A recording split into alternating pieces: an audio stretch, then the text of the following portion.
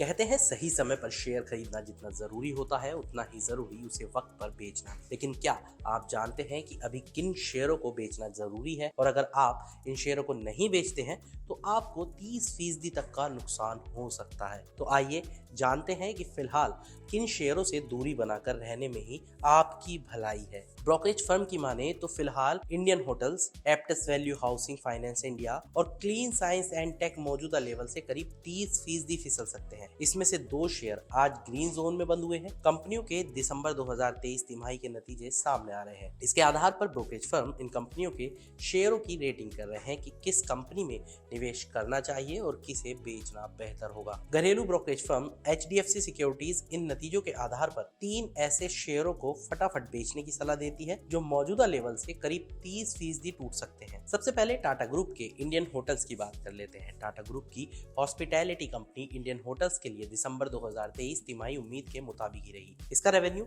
सालाना आधार पर 16.5% उछलकर 1960 करोड़ रुपए पर पहुंच गया। रेवेन्यू को ऑक्यूपेंसी के सालाना आधार पर 1.60% बढ़कर 69.6% और एवरेज रूम रेट के 12% बढ़ने से फायदा मिला। इसे अहम लोकेशंस पर डिमांड और सप्लाई में गैप, छुट्टियों और शादियों के चलते यात्राओं के साथ क्रिकेट वर्ल्ड कप से बढ़िया सपोर्ट मिला।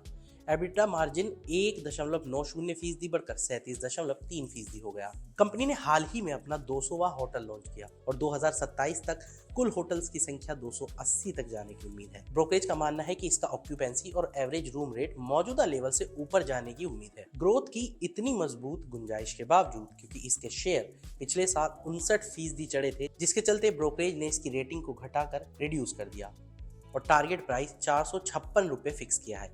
ये मौजूदा भाव से करीब 14% डाउनसाइड है। इसके शेयर आज BSE पर 0.07% की गिरावट के साथ 527.50 रुपए पर बंद हुए। अब बात करते हैं दूसरे शेयर की। इसका नाम है Aptus value housing finance India, जिससे निकलना आपके लिए बेहद जरूरी है। Aptus value housing finance India की लोन ग्रोथ सालाना आधार पर 28% रही और ऑपरेटिंग एक्सपेंडिचर में सुधार हुआ और ये एसेट अंडर मैनेजमेंट का 2.6% रहा। क्रेडिट कॉस्ट लगभग स्थिर बनी रही। ब्रोकरेज के मुताबिक ये नतीजे कंपनी के अनुमान के मुताबिक ही रहे। एप्टस का फोकस LIG, सेल्फ एम्प्लॉयड गांव के कस्टमर्स पर बना हुआ है और ये लगातार अपना भौगोलिक विस्तार कर रही है। हालांकि कंपटीशन के बढ़ते माहौल के साथ साथ सामान्य से ज्यादा रिस्क एडजस्टेड मार्जिन के चलते इसकी लोन ग्रोथ और प्रॉफिटेबिलिटी में गिरावट का रिस्क बना हुआ है। इस कारण ब्रोकरेज ने रिड्यूस रेटिंग में कोई बदलाव तो नहीं किया, लेकिन टारगेट प्राइस भी घटाकर 280 रुपए कर दिया है। ये टारगेट प्राइस मौजूदा लेवल से करीब 22% डाउनसाइड है।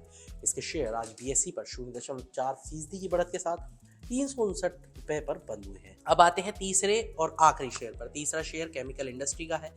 अगर आपके पास भी क्लीन साइंस एंड टेक्नोलॉजी की शेयर है तो ये आपके लिए जरूरी खबर है। ब्रोकरेज फर्म ने क्लीन साइंस एंड टेक की सेल रेटिंग में कोई बदलाव नहीं किया। इसकी वजह यह है कि प्लास्टिक और पॉलीमर में इस्तेमाल होने वाले स्टेबलाइजर्स यानी HALs, hindered amine light stabilisers की ग्रोथ अनुमान से कम होने के साथ साथ परफॉर्मेंस केमिकल्स की बिक्री भी कम हो रही है। ब्रोकरेज के मुताबिक इसका ग्रोस प्रॉफिट मार्जिन वित्त वर्ष 2023 में 65% से वित्त वर्ष 2026 तक 5.17% टूट सकता है। तो एबिटा मार्जिन भी इस दौरान 3.41% कम हो सकता है। वित्त वर्ष 2023 में इसका एबिटा मार्जिन 43% पर था। ग्लोबल लेवल की बड़ी कंपनियां HALs और HALs के इंटरमीडिएट्स की अपनी क्षमता बढ़ रही है। इन सब वजहों से ब्रोकरेज ने इसकी सेल रेटिंग को बरकरार रखा है और टारगेट 980 रुपए पर फिक्स किया है। मौजूदा लेवल पर यह टारगेट 30% से ज्यादा डाउनसाइड है।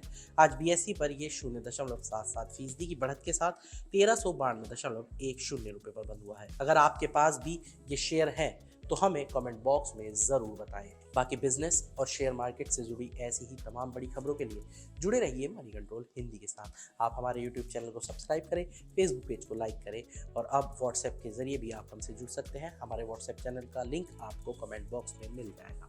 तब तक के लिए धन्यवाद।